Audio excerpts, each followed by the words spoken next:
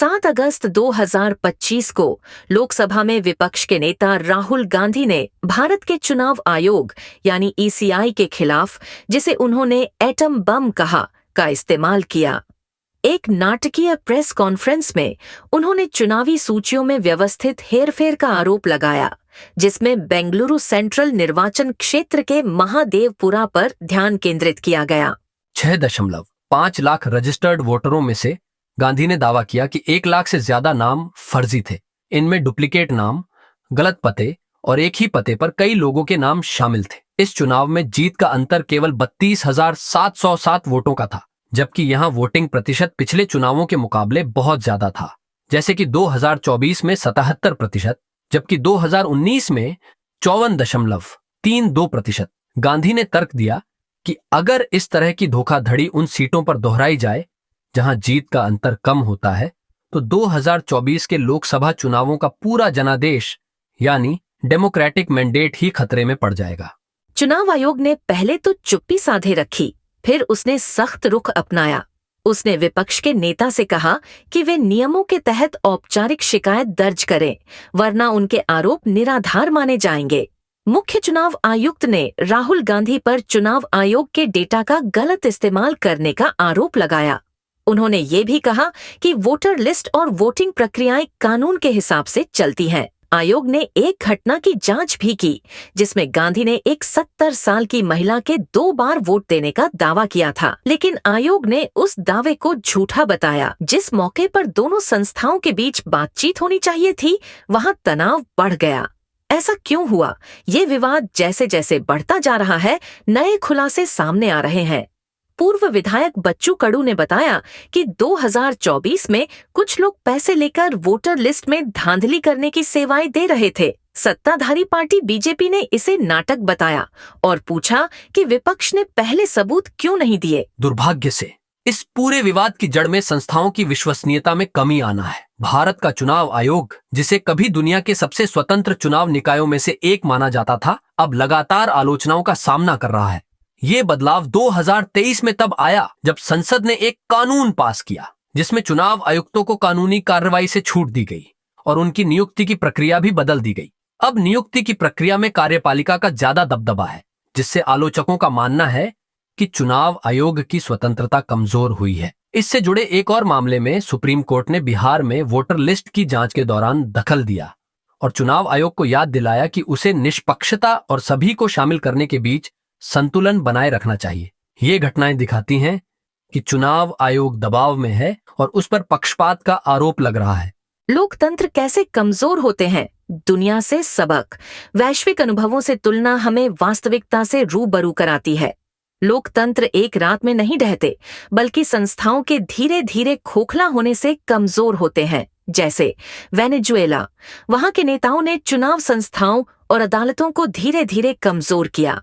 नतीजा ये हुआ कि वहां का लोकतंत्र खोखला हो गया, जनता का भरोसा खत्म हो गया और अर्थव्यवस्था टूट गई, जिससे लाखों लोग देश छोड़कर चले गए।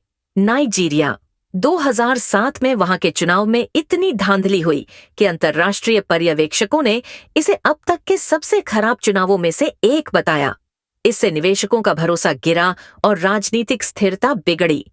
जिम्बाब्वे, वहां रॉबर्ट मुगाबे ने विपक्षी दलों को धमकाकर और न्यायपालिका को राजनीतिक रंग देकर चुनावी धांधली को संस्थागत रूप दे दिया।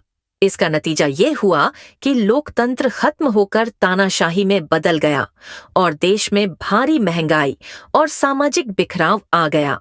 भारत के लिए सबक साफ है। एक बार चुनावी संस्थाओं की विश्वसनीयता खत्म हो जाए तो उसे वापस लाना लगभग नामुमकिन है। लोकतंत्र सिर्फ कानूनों से नहीं, बल्कि नागरिकों के भरोसे से चलता है। भारत की विश्वसनीयता दुनिया के लिए क्यों जरूरी है? आइए जानें। भारत का दुनिया का सबसे बड़ा लोकतंत्र होने का दावा सिर्फ कहने की बात नहीं है, ये उसकी सॉफ्ट पावर का एक हिस्सा है। जैसे कि आर्थिक नुकसान, जब कानून का शासन और लोकतांत्रिक स्थिरता कमजोर होती है तो निवेशक ज्यादा जोखिम की मांग करते हैं। अगर राजनीतिक अस्थिरता का डर हो तो विदेशी निवेश रुक जाता है। कूटनीतिक कमी, भारत की ग्लोबल साउथ की आवाज या लोकतंत्र के रक्षक के रूप में अपनी छवि कमजोर होती है। घरेलू अलगाव, संस्थाओं पर नागरिकों का भरोसा टूट जाता है। कोई भी जीडीपी का आंकड़ा चुनाव पर उठने वाले सवालों का जवाब नहीं दे सकता। गलतियां कहाँ हुईं? इस व्यवस्था में कहाँ चूक हुई? इसके कुछ मुख्य कारण ये हैं। पहला, समय। विपक्ष के नेता ने चुनाव के बाद आरोप लगाए, जबकि कानून के अनुसार वोटर लिस्ट पर आपत्ति ड्राफ्ट लिस्ट बनने के समय ही दर्ज करानी होती है। इसी वजह से अदालतें चुनाव के बाद दायर की गई शिकायतों को मानने में हिचकिचाती हैं। दूसरा है डिजिटल पहुंच की कमी।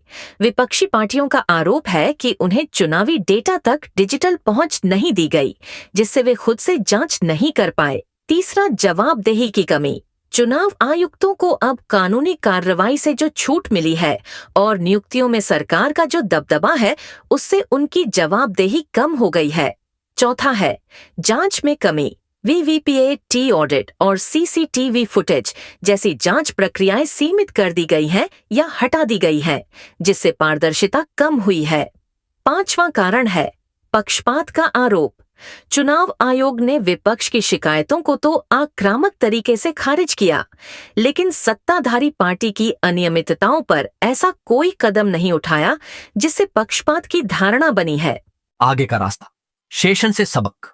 भारत के लोकतांत्रिक ढांचे को तुरंत सुधार की जरूरत है। भारत ने पहले भी ऐसे मुश्किल दौर देखे हैं। 1990 के दशक में टी.एन. शेषन ने अपनी निडर स्वतंत्रता से चुनावों में पैसों की ताकत, हिंसा और गड़बड़ियों पर रोक लगाकर क्रांति ला दी थी। तो इस तरह आज का शेषन जैसा रास्ता कैसा होगा? आइए जानें। चुनाव आयोग की स्वतंत्रता फिर से स्थापित करना। पहला कदम, चुनाव आयोग की स्वतंत्रता को फिर से बहाल करना है। नियुक्ति की प्रक्रिया को इस तरह से बदला जाना चाहिए कि इसमें न्यायपालिका और विपक्ष भी शामिल हों, जिससे संतुलन वापस आ सके। दूसरा कदम, वोटर लिस्ट में पूरी पारदर्शिता। वोटर लिस्ट में पूरी पारदर्शिता बहुत जरूरी है। चुनाव से काफी पहले डिजिटल लिस्ट प्रकाशित की जानी चाहिए ताकि नागरिक समाज और राजनीतिक दल उनकी जांच कर सकें। तीसरा कदम, जांच के तरीकों को मजबूत करना। वीवीपीए की पर्चियों की पूरी गिनती, मतदान के सीसीटीवी फुटेज को सुरक्षित रखना और सार्वजनिक रूप से सुलभ ऑडिट रिकॉर्ड बनाना जरूरी है। चौथा कदम, न्यायपालिका की तेज निगरानी। अदालतों की निगरानी तुरंत होनी चाहिए। हाई कोर्ट की विशेष चुनाव बेंच विवादों को जल्द से जल्द सुलझा सकती है। पांचवा कदम, नागरिक समाज को सशक्त बनाना। एसोसिएशन फॉर डेमोक्रेटिक रिफॉर्म्स जैसे नागरिक संगठनों को स्वतंत्र निगरानी के लिए औपचारिक मान्यता दी जानी चाहिए। छठा कदम, पारदर्शी प्रक्रिया। वोटर लिस्ट से नाम हटाने और फिर से जोड़ने की एक पारदर्शी व्यवस्था बनाई जानी चाहिए, ताकि किसी भी नागरिक को बिना किसी सही प्रक्रिया के वोट देने के अधिकार से वंचित न किया जाए। दुनिया भारत को देख रही है। भारत कोई सिर्फ एक और लोकतंत्र नहीं है, ये दुनिया का सबसे बड़ा लोकतंत्र है। जब 1.4 अरब लोगों के देश में वोटर लिस्ट में हेरफेर के आरोप लगते हैं, तो ये सिर्फ एक अंदरूनी संकट नहीं बल्कि एक वैश्विक संकट बन जाता है। लोकतंत्र किसी तख्तापलट से नहीं ढहते। वे तब खत्म हो जाते हैं जब निष्पक्षता की रक्षा करने वाली संस्थाएं ताकतवर लोगों के हाथ की कठपुतली बन जाती है। आज भारत एक चौराहे पर खड़ा है। या तो देश अपनी चुनावी संस्थाओं को मजबूत करे, चुनाव आयोग की स्वतंत्रता को बहाल करे और लोगों का विश्वास वापस लाए, या फिर उन दुर्भाग्यपूर्ण लोकतंत्रों की लिस्ट में शामिल होने का जोखिम उठाए जो अंदर से ही कमजोर हो गए। एक ऐसे देश के लिए जो दुनिया का नेतृत्व करने की इच्छा रखता है, सबसे बड़ी प्राथमिकता यह सुनिश्चित करना है कि हर वोट मायने रखे, हर वोटर महत्वपूर्ण हो और हर चुनाव शक से परे हो। यह सिर्फ कानूनी या संस्थागत चुनाव नहीं है, यह हमारे अस्तित्व का चुनाव है।